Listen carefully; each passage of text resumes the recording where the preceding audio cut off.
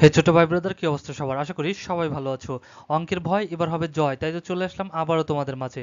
সপ্তম শ্রেণীর পৃষ্ঠা নাম্বার 103 যদি ওপেন করো তোমরা, যাদের 2024 সালের বই, তাহলে দেখবা যে ওইখানে অনুপাত সমানুপাতের অনুশীলনিক অঙ্ক আছে, ঠিক আছে? তো সেই অঙ্কগুলো আমরা আজকে সমাধান করব।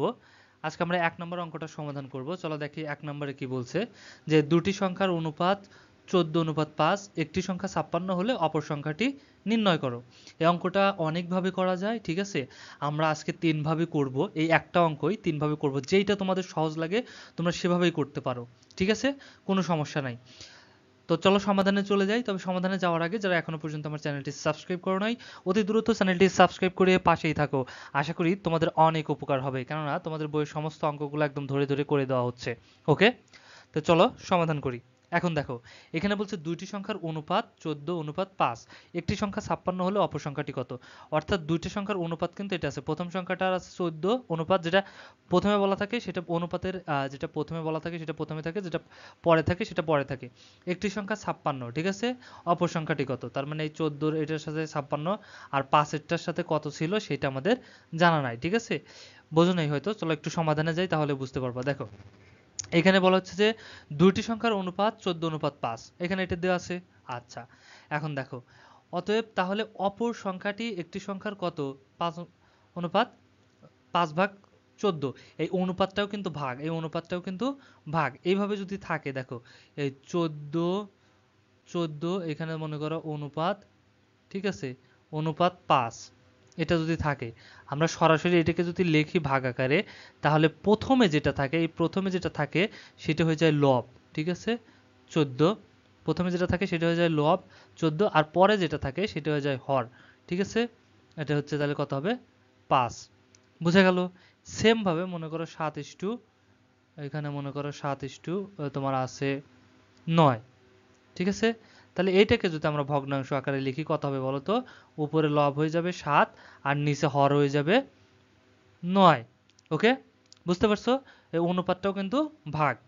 তাহলে দেখো, এইখানে আমি কেন লিখলাম যে 5/14, ঠিক আছে?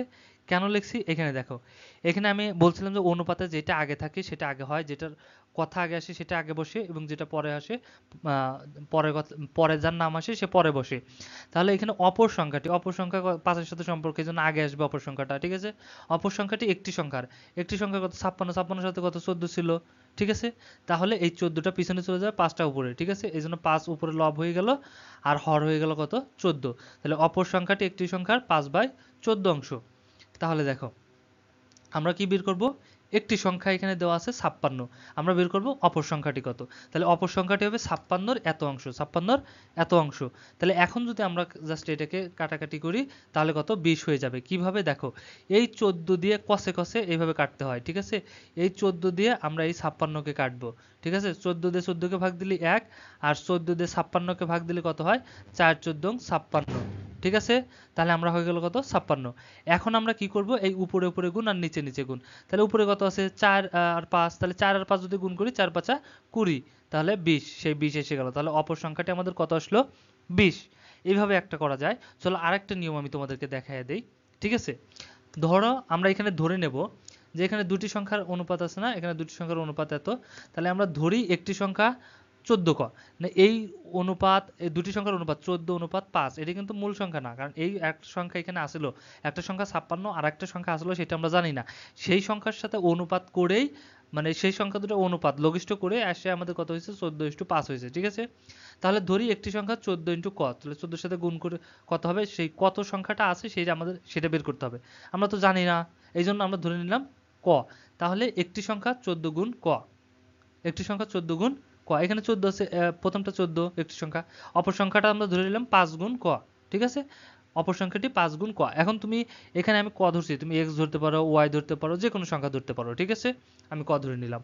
তাহলে দেখো, এখন এই 56, একটি সংখ্যা 56, তাহলে এখানে আমরা একটি সংখ্যা 14 ক, তাহলে আমরা প্রশ্ন মতে কি লিখতে পারি, 14 ক = 56, প্রশ্ন মতে 14 ক = 56। তাহলে এই কর মানটা আমরা বের করব, কটাকে যদি এই পাশে রাখি, আর 14, এই কর সাথে 14 কি আকারে আছে, গুণ আকারে। কোনো বর্ণর সাথে কোনো সংখ্যা যখনই একসাথে থাকবে, তখনই সেটা কি আকারে আছে, গুণ আকারে থাকবে সব সময়, ঠিক আছে? আচ্ছা, ধরো এখানে মনে করো 9 এর সাথে মনে করো এক্স আছে, তাহলে 9 এর সাথে এক্স কি আকারে আছে, গুণ আকারে আছে। এখানে মনে করো 10 এর সাথে খ আছে, ঠিক আছে, 10 এর সাথে খ আছে, তাহলে খটা কি আকারে আছে, গুণ আকারে আছে। অর্থাৎ কোনো বর্ণর সাথে কোনো সংখ্যা যদি থাকে সেটা সবসময় কি আকারে থাকে, গুণ আকারে থাকে। ওকে, দেখো তাহলে এখন আমরা কি করব, এই 14টা এই পাশে কি আছে, কর সাথে গুণ আকারে আছে, তাহলে সমান চিহ্ন ওই পাশে নিয়ে গেলে কি হয়ে যাবে, ভাগ হয়ে যাবে। আমার আগের ক্লাসগুলো যদি তুমি করে থাকো দেখো, তাহলে এখানে দেখো এটা সমান চিহ্ন, ঠিক আছে, এই পাশে যদি যোগ থাকে তাহলে ওই পাশে সমান চিহ্ন যদি ওই পাশে নিয়ে যাই তাহলে সেটা হয়ে যাবে বিয়োগ। আবার এই পাশে যদি বিয়োগ থাকে সমান চিহ্নের যদি ওই পাশে নিয়ে যাই সেটা হয়ে যাবে যোগ। ওকে, আবার এই পাশে যদি মনে করো ভাগ থাকে, এই পাশে যদি ভাগ থাকে ও পাশে যে সমান চিহ্ন ওই পাশে যা হয়ে যাবে গুণ, এই পাশে হয়ে যাবে গুণ। আর এই পাশে যদি গুণ থাকে, ঠিক আছে, সেম ভাবে ও পাশে গেলে কি হয়ে যাবে বলো তো, ভাগ হয়ে যাবে। বুঝা গেল? সেম কিন্তু এই পাশ থেকে খালি এই পাশে বললাম, আবার এই পাশ থেকে এই পাশে মাইনাস আছে, এই পাশে নিয়ে আসলে সেটা প্লাস হয়ে যাবে, আবার এই পাশে প্লাস আছে এই পাশে নিয়ে আসলে সেটা মাইনাস হয়ে যাবে। অর্থাৎ সমান চিহ্ন এই পাশ থেকে ওই পাশে নিয়ে গেলে তাদের চিহ্ন পরিবর্তন হয়ে যাবে, যোগ থাকলে বিয়োগ হয়ে যাবে আর বিয়োগ থাকলে যোগ হয়ে যাবে, আর যদি ভাগ থাকে তাহলে গুণ হয়ে যাবে আর গুণ থাকলে ভাগ হয়ে যাবে। খুব সিম্পল এবং ইজি একটা জিনিস, ঠিক আছে। আচ্ছা দেখো, তাহলে এই পাশে 14 এর সাথে ক আছে গুণ আকারে, 14 কে যদি ওই পাশে নিয়ে যাই কি হয়ে যাবে, ভাগ হয়ে যাবে, ঠিক আছে। তাহলে ক রেখে দিলাম এই পাশেই, আর 14 কে এই পাশে নিয়ে আসলাম, তাহলে ভাগ হয়ে গেল 56 ভাগ 14। এখন যদি আমরা বের করি তাহলে কর মান কত বের হইতেছে, 4, ঠিক আছে। কিভাবে 4 বের হলো দেখো, এখানে যদি গুণ করি 14 কে 14, 14 দিয়ে 14 কে ভাগ দিলে 1, আর 14 56 কে ভাগ দিলে 14 দিয়ে 4 14 56, তাহলে এখানে হচ্ছে 4, তাহলে সেই হচ্ছে 4, নিচের এক হচ্ছে, নিচের একে ভগ্নাংশের নিচের একের কোনো দাম নাই, এই জন্য কি হয়েছে, ক সমান কত হয়ে গেছে আমাদের, এখানে 4 হয়ে গেছে। ওকে, এখানে কিন্তু শেষ না, কারণ এই যে আমরা এখানে মান ধরছিলাম একটি কর মান না, এখন কর মান 4 পাইছি, সেই 4 ধরে আমরা বসাবো, ঠিক আছে। তাহলে একটি সংখ্যা, এই যে একটি সংখ্যা 14, আর ক লিখছিলাম ক, তাহলে ক সমান আমরা কত পেলাম 4, এই ক এর জায়গায় আমরা জাস্ট 4 দিয়ে দেবো গুণ দিয়ে, ঠিক আছে। তাহলে 4 14 56, এই যে একটি সংখ্যা 56, আর অপর সংখ্যাটি কত দিয়েছিলাম 5 ক, তাহলে 5 গুণ কর মান কত 4, এই কর মান 4 বসাইলাম, তাহলে কত 4 5 20, তাহলে অপর সংখ্যাটা আমাদের কত 20। দেখো এখানেও 20 বের হয়েছিল, এখানেও কিন্তু আমাদের 20 বের হয়ে গেল। ওকে, চলো আরেকটা নিয়মে শিখি, এটাও যদি তোমার বুঝতে না পারো তাহলে আরেকটা ইজি নিয়ম আমরা দেখি, চলো ঠিক আছে, আশা করি এটা বুঝতে পারবা। তবে চলো আগে দেখি। দেখো আমাদের প্রশ্নটা কি ছিল, যে দুইটি সংখ্যার অনুপাত 14:5 আর একটি সংখ্যা 56 হলে অপর সংখ্যাটি কত, ঠিক আছে। তাহলে দেখো এখানে দেওয়া আছে দুইটি সংখ্যার অনুপাত কত, 14:5, আচ্ছা, একটি সংখ্যা কত দেওয়া আছে 56, আচ্ছা, আর অপর সংখ্যাটি নাই, অপর সংখ্যাটি আমাদের বের করতে হবে, ঠিক আছে। তাহলে দেখো এইটার অনুপাত কার হয়েছে, এই দুইটা করেই তো এইটা হয়েছে, তাই না, এই দুইটা থেকেই তো আসছে, কারণ এই দুটো হচ্ছে মূল সংখ্যা, একটি সংখ্যা এত আর একটা সংখ্যা আমাদের সেটা জানি না, সেটা বের করতে হবে, এই দুইটা সংখ্যার নিয়েই তো এইটা হয়েছে, তাই না। তাহলে এইটা সমানও এইটা সমান এইটা, কারণ যদি এই দুইটা অর্থাৎ এইখানে যেটা যেটা আছে দুইটা সংখ্যা, এটা দুটোর মূল সংখ্যা না, একটু বোঝার চেষ্টা করো। দেখো এখানে একটি সংখ্যা 56, অপর একটা সংখ্যা কত সেটা আমরা জানি না, এখন তো এখানে কিছু একটা সংখ্যা আছে এটা তো নিশ্চিত, তাই না। এই সংখ্যা, এই দুটো সংখ্যার অনুপাত করে এত হয়েছে, সেটাই তো বলছে যে এখানে যে দুইটি সংখ্যার অনুপাত 14:5, তাহলে সেই দুটো সংখ্যা কত, একটা 56 আর একটা সংখ্যা এখানে আছে আমরা জানি না, এই দুটো সংখ্যার অনুপাত করেই কত হয়েছে 14:5, তাহলে এইটা যা এইটাও তাই, কারণ অনুপাত করে এটা হয়েছে, তাহলে এইটা সমান এইটা আমরা লিখতে পারি না, আমরা কিন্তু লিখতে পারি। তাহলে দেখো প্রশ্ন মতে আমরা লিখতে পারি এইটা সমান, এই 14:5 সমান এইটা, ঠিক আছে, মূল সংখ্যাটা, তাহলে 14:5 সমান 56 ইন্টু অপর সংখ্যা, অপর সংখ্যা কত সেটা তো আমরা জানি না, এই জন্য জাস্ট অপর সংখ্যায় আমরা লিখে রাখলাম, ঠিক আছে। আচ্ছা, এখন আমি কি বলছিলাম, অনুপাতও কিন্তু ভাগ, তাই না, তাহলে 14:5 তার মানে ভাগ হয়ে যাবে, 14 উপরে 5 নিচে, এখানে 56 অনুপাত অপর সংখ্যা, তাহলে 56 উপরে অনুপাত নিচে, ওকে, 56 উপরে অনুপাত নিচে হয়ে যাবে। দেখো তাহলে 14 উপরে, এই 5 হয়ে যাবে নিচে, এই সমান সমানটি কি থাকবে, এটা হচ্ছে 56 অনুপাত ভাগ হয়ে গেল, অপর সংখ্যা নিচে চলে গেল। ওকে, এখন যেটা করতে হবে সেটা হচ্ছে আমরা কসে কসে গুণ করব, সমান চিহ্ন থাকলে অবশ্যই ভগ্নাংশ, দুটো ভগ্নাংশের মাঝে যদি সমান চিহ্ন থাকে তাহলে কসে কসে লঘিষ্ঠ করতে হয় বা গুণ করতে হয়, সরি, কসে কসে গুণ করতে হয়, ঠিক আছে, কষে কষে গুণ হয়ে যায়, সেটা আমরা কষে কষে গুণ করি। চলো 14 আর অপর সংখ্যাকে যদি আমরা গুণ করি তাহলে 14 গুণ অপর সংখ্যায় থেকে যাবে, ঠিক আছে, আর 5 গুণ 56, কারণ কষাকষি গুণ 14 গুণ অপর সংখ্যা, 14 গুণ অপর সংখ্যা সমান 5 গুণ 56। ঠিক আছে, এটুকু বুঝতে পারছো নিশ্চয়ই। দেখো একদম ইজি কিন্তু, ঠিক আছে। এখন দেখো 14 গুণ 56কে আমরা রেখে দিলাম, ও সরি 14 গুণ অপর সংখ্যাকে আমরা রাখলাম, আর 56কে 5 দিয়ে গুণ করলে হয় 280।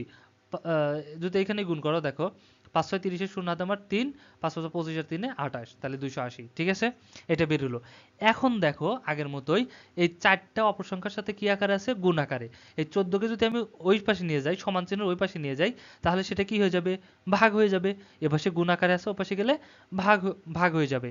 ওকে, তাহলে অপর সংখ্যাটিকে এই পাশে রাখি আর 14কে ওই পাশে পাঠিয়ে দিই। চলো, অপর সংখ্যা সমান এই, তাহলে ভাগ হয়ে যাবে 228 ভাগ 14। ঠিক আছে, তাহলে অপর সংখ্যা সমান কত হয়ে যাবে, 20 হয়ে যাবে। কিভাবে, দেখো 14কে যদি 14 দিয়ে ভাগ করি কয়বার যাবে, একবার। আর 14 28 এর ভিতর কয়বার যাবে, দুইবার। ঠিক আছে, আর এই যে এক শূন্য, এই শূন্য, তাহলে কত হয়ে গেল, 20। তাহলে এখানে হলো আমাদের 20। এটা কি, এটা হচ্ছে অপর সংখ্যা। ওকে, একটা অঙ্ক অনেকভাবে করা যায়, তুমি যেইভাবে বোঝো সেইভাবেই করতে পারো, কোনো সমস্যা নাই। ওকে, অঙ্কটা হচ্ছে খুব মজার একটা জিনিস। ঠিক আছে, এখানে মুখস্থ করতে হয় না এবং ধরা বাঁধা কোনো নিয়ম নাই, তোমাকে জাস্ট বুঝতে হবে, বুঝে তুমি তোমার মতো করে করতে পারবা। ঠিক আছে, তবে আবার গোঁজামিল দেওয়া যাবে না কিন্তু। ঠিক আছে আহ, আচ্ছা, আশা করি বুঝতে পেরেছো। আর ভিডিওটা যদি ভালো লাগে অবশ্যই একটা লাইক করে দিও। ওকে, আর বন্ধুদের সাথে শেয়ার করতে কিন্তু একদমই ভুলো না। দেখা হচ্ছে নেক্সট ডে, ততক্ষণ সবাই ভালো থাকো, সুস্থ থাকো। আল্লাহ হাফেজ।